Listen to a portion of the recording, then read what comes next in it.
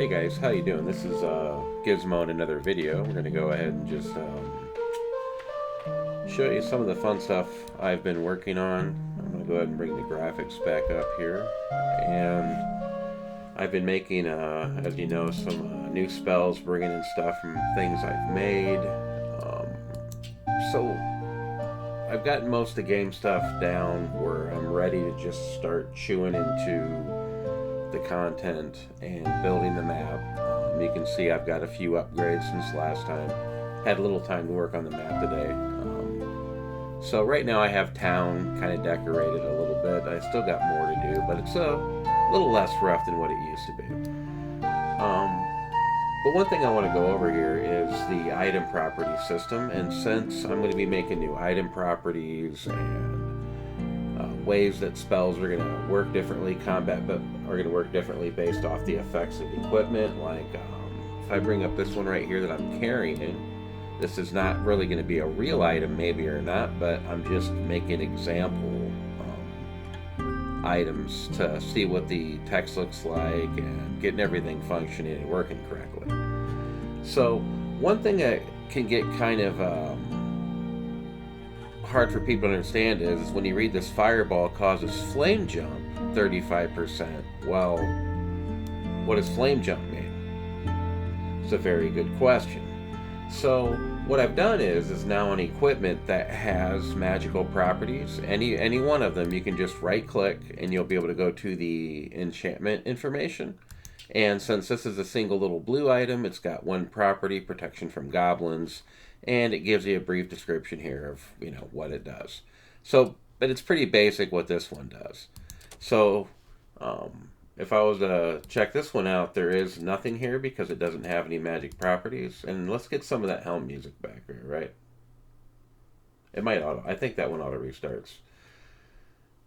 So let's take a look at this one. If I go ahead and right click it and look at the enchantment information, you will see that this is listing every single enchantment that is on this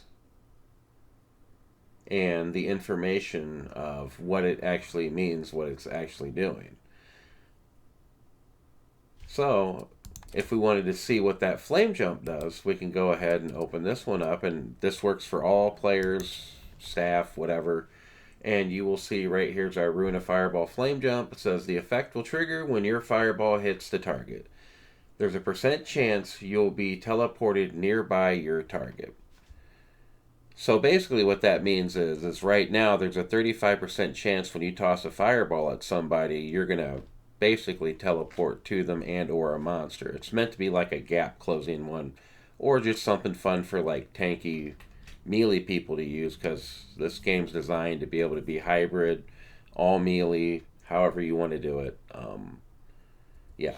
So yeah, this is just a little example of what you can come to expect on this this game that I'm working on, LoA Exile Edition. It's just Legends of Aria with modifications to the way spells work, combat abilities work, but it's still the same game flow, still combat system. I didn't change much of anything else. I'm just presenting new options and abilities, new skills, and a new map to test it on. So again, right now, I do have a good portion.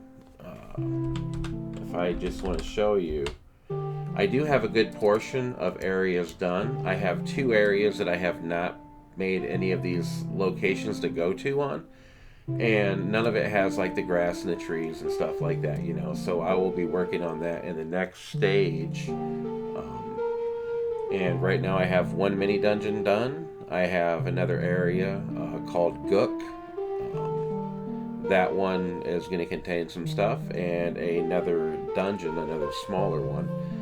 And yeah, so I'll get to work on that stuff, spawning stuff and everything else. I using my own spawners, and these are really fast. I can get stuff put in and ready to go. Same thing with loot systems. It's all tied in. I'm adding more to the loot tables every day, and crafting's coming along nicely. Magic item generation's coming along nicely. Now it's really I'm getting down to the bulk of the item property system. And just to show you an example here, I can show you this here. This equipment editor allows me to modify equipment and have it write the code for me and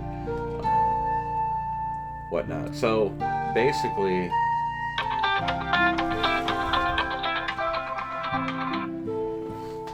phone call there. Sorry about that. Yeah, so basically, I can edit anything I want and create prototypes for it. Click a button, add this thing I just created to a loot table, and now it's dropping. There's no coding involved.